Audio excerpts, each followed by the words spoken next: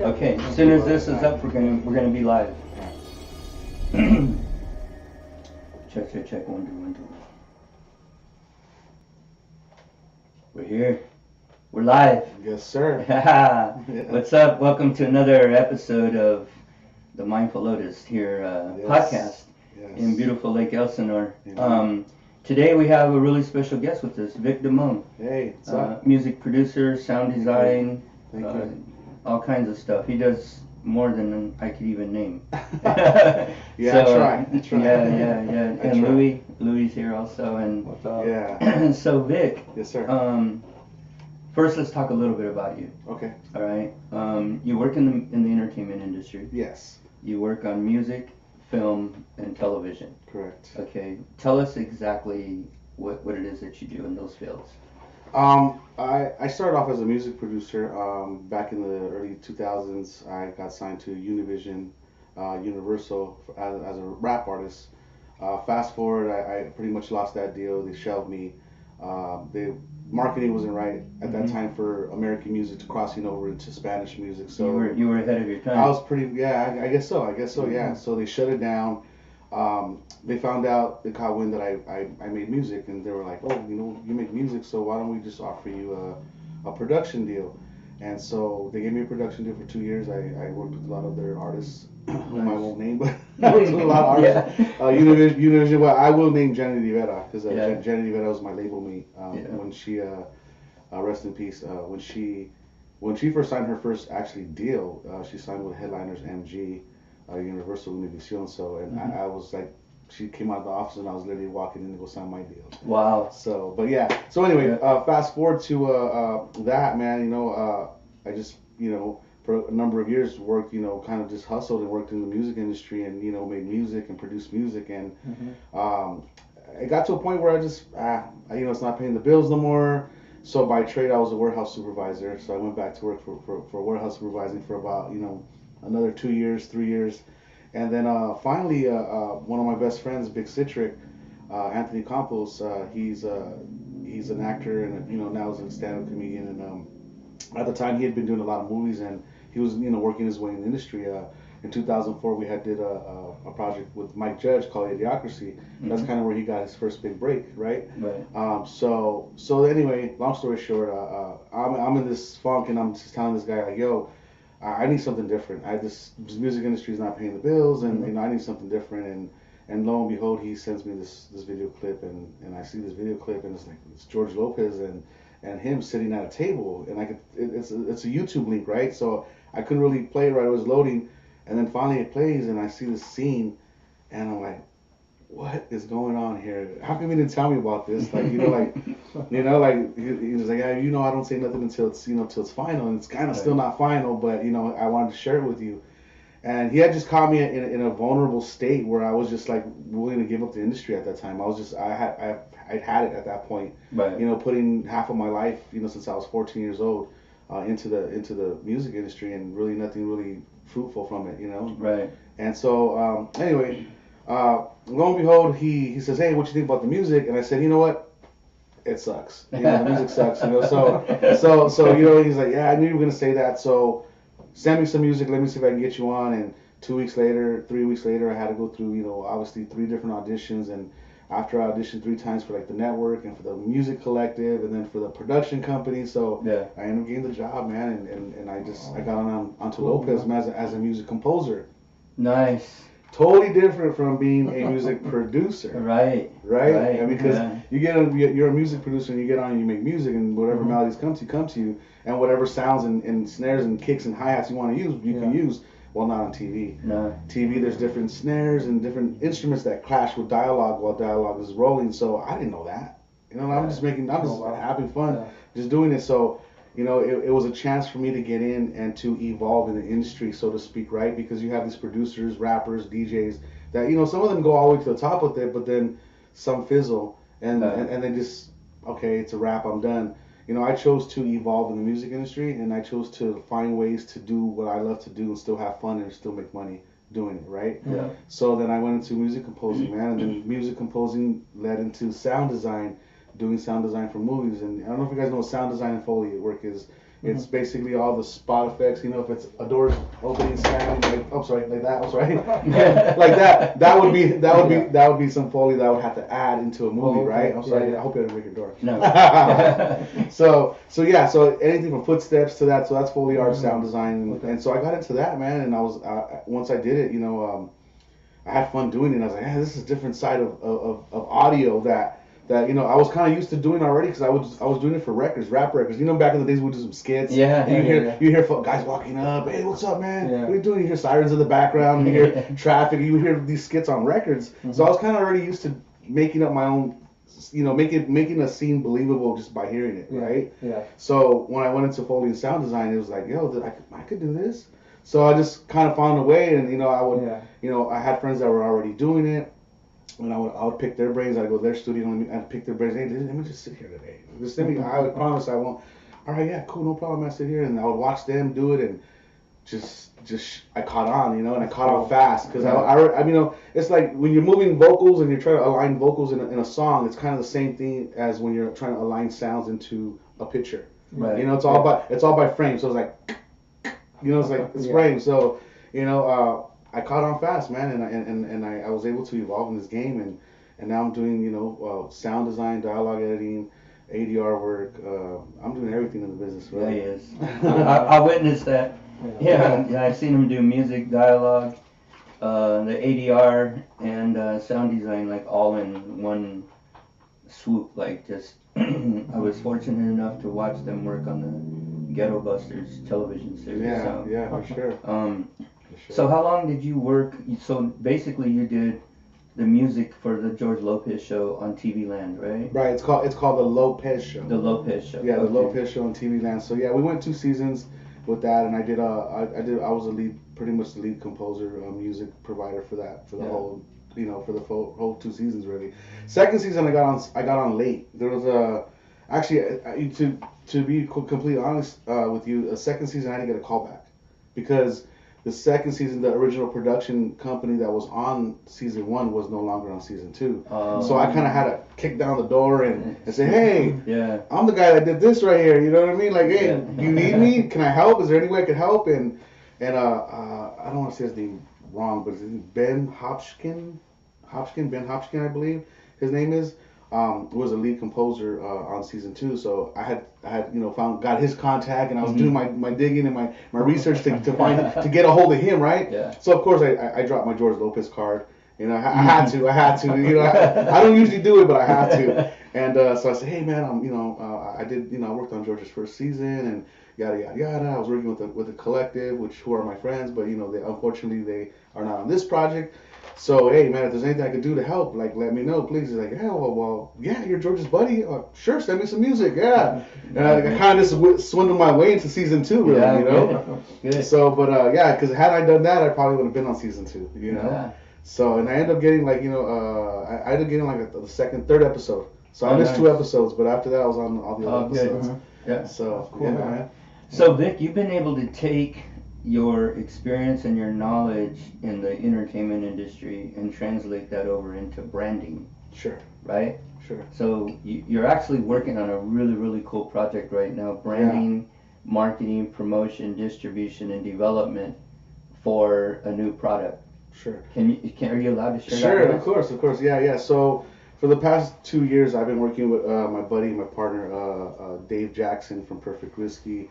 And, he and I kind of met just kind of by, on the fly. Mm-hmm. He knew I was working with George, and he had tried a couple outlets of George, and nobody was hitting him, and long story short, we went back and forth about what George's role should be. I won't get into all the politics, but what George's role should be in the tequila company, and what he should put in, or if he should put in money or not, and, politicky stuff like that. And finally we came to an agreement, and, we moved forward with it, man.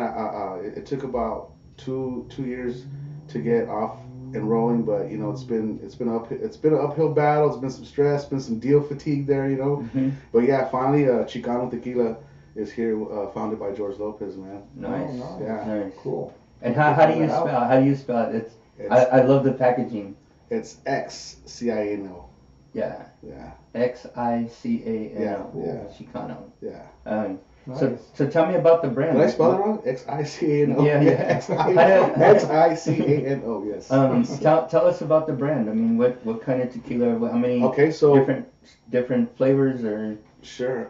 We started off with the silver. We did a silver, and I remember when we did the testing, we had about 4 different numbers, 1 through 5, and we all had I remember we did the testing. We did silver, we did reposado, we did añejo, and we did añejo extra. So we have 4. Oh wow. So we have 4. Okay. So yeah, it was a taste test was crazy because it was during COVID, right? So we're like, we're all gonna taste them, we're all gonna party, we're gonna have a good time, right?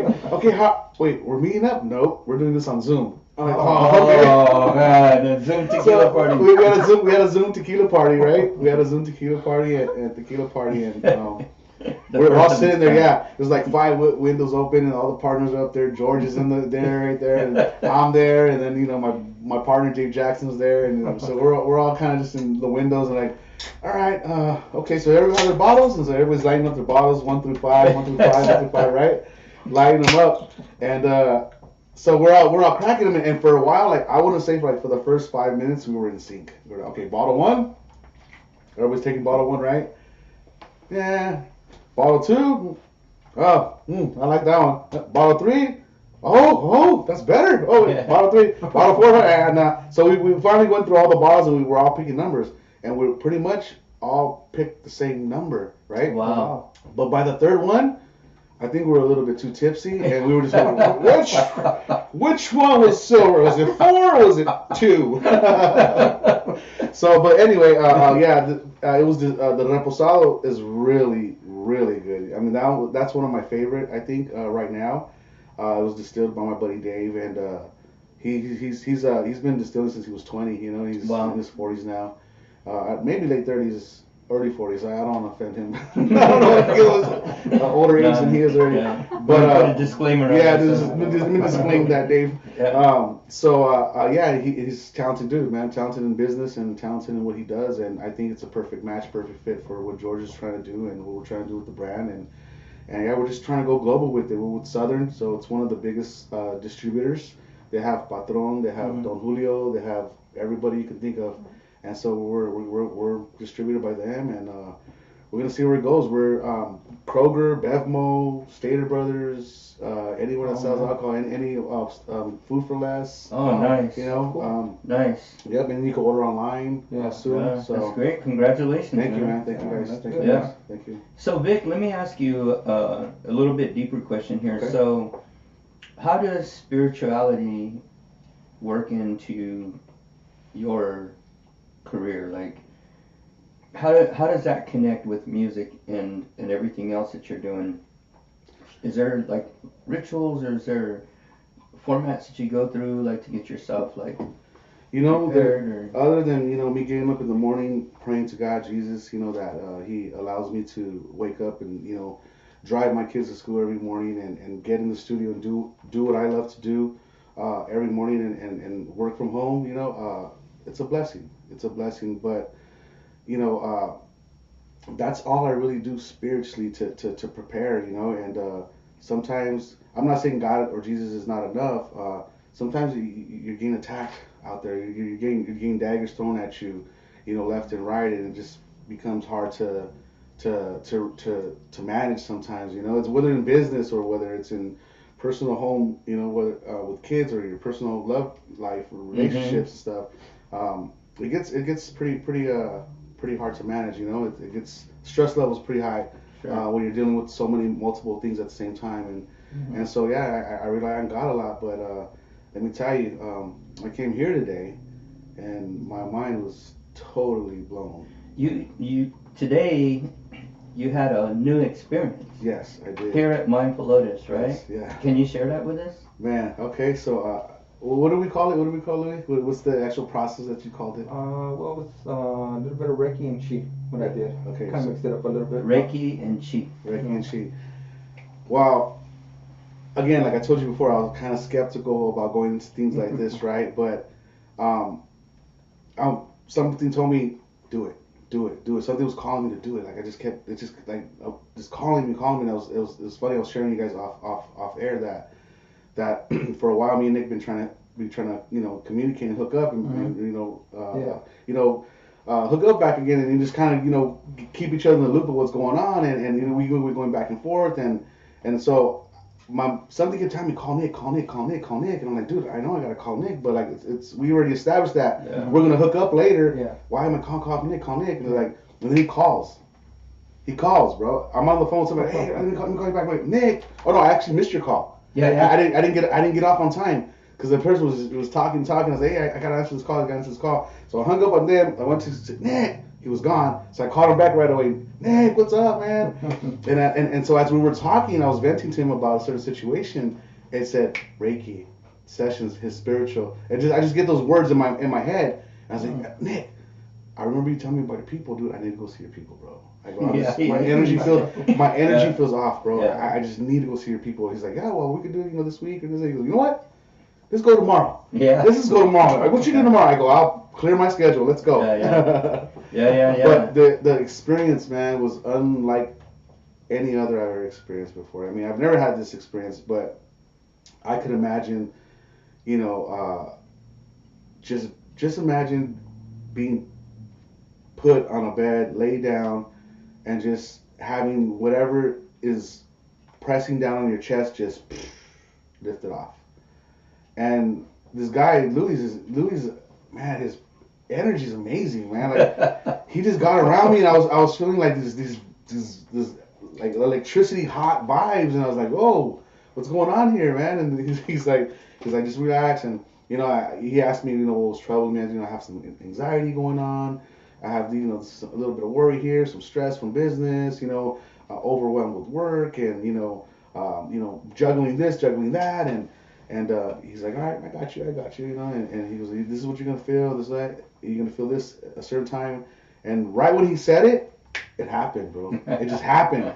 Yeah. He's like, you're gonna, like, I had my eyes closed, but I wasn't seeing no color. I was just seeing black, but I was seeing like little fuzz, and I wasn't seeing no color.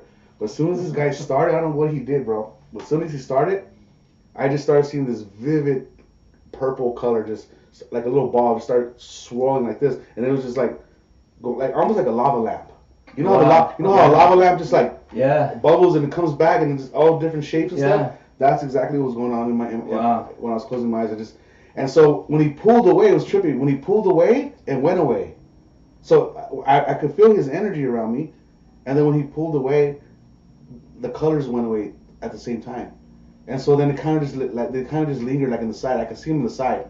I could still see them there, but not as powerful as when Louis was like doing his thing. Yeah. I could just see him like just swimming, right? Yeah. And then so when he pulled away again, I still saw him there. And then he went, I think he went here or right here. And then once he went like right here, the colors all went away. But then this little hole, like I could see this little hole, and I could still see that purple. Everything was black. Everything was black around here, but I could still see that little hole, and it was just getting bigger and bigger into like a big old purple ball, sort of like a tunnel or something. Wow. It was amazing, bro. Yeah. It was amazing, man. I saw him twitching. He was twitching a little bit. Yeah, you saw me twitching? Yeah. Honestly, dude, it almost made me want to cry a couple times. All that stress and anxiety. I was trying to hold it in, but like when you were doing it, I almost cried twice. I can like, I was like, don't cry, dude. Don't do it. You gotta let that energy go, bro. Yeah, bro. All that bad energy that's in there, just let it. Bro, I feel like release it. I feel like I just swam 3 laps in the pool right now. That's how I feel. That's awesome, man. Yeah, thanks, Louis, man. You're awesome, brother. I definitely recommend Louis and coming here. The Mindful Lotus here to definitely. If you're looking for something like that, definitely come here because this is the real deal, man. This is the real deal. The energy, like when you walk in the building, you can you can feel it. Like the aroma, the smell. The aroma. As soon as you walk, as soon as I got off the car, forget about walking in. As soon as I got off the car, I just felt like, it just told me, come in. Come in. Yeah. This is, you're welcome here. Yeah, it's inviting. It embraced you. Mm-hmm. Like I go by vibe, and I was like, okay, coming into this, I was like, let me see what I feel. Let me see. I want to experience the natural things, not the things that everybody's saying. Oh, you're gonna feel this, you're gonna feel that. No, let me feel my experience. I want to feel my experience. Let me believe my experience. I don't want to believe your experience or your experience. Let me believe my experience, right? Yeah. Show me my experience. Show me that this is real, right? Well, I came here today. The good Lotus is real, man. That's awesome. It's real for sure. Thank you. Sure. So Vic, Yes. we would love to have you back Absolutely. at some point to kind of just catch up with you. I would love to be back. Maybe have you come back and do another session with Louis. Yeah, Sure. do some back work too. You know, for kind of sure. explain that. For sure. A word of wisdom or advice for our viewing audience from you, like through everything that you've been through in life and everything that you've experienced. What is something that you would want to convey to our audience, our viewing audience, just to maybe uplift them or encourage them? I mean, as cheesy as this may sound, wake up every day of life being appreciative just to wake up. Wake up every day in life being appreciative of being to get yourself out of bed with your limbs, your feet, use your hands, your eyes, listen through your ears and see through your eyes, and use your fingers and the opposable thumb, because there's people out there that have to get up every day and they have to struggle with, they don't have hand, they don't have an arm, they're in a wheelchair, they're blind, they have to go to the grocery store and they're blind and they have to walk. You know, like I see that every day, and I'm just grateful that I can get up and I could breathe, and so my best advice is don't live life, don't live life with your head up in the air, like love people, be kind to people, help people out. If it's the industry you're in, if it's the entertainment business, like pay it forward, bro, pay it forward, because there's somebody, I was trying to get in the industry, right? I was trying to get in the industry, and I was looking for some, hey, come on, listen to my demo, listen to my music, hey. So I try to, for the most part, I always try to be kind, courteous, and I try to answer every email, every personal message that comes to me about the industry and what advice that I can give them.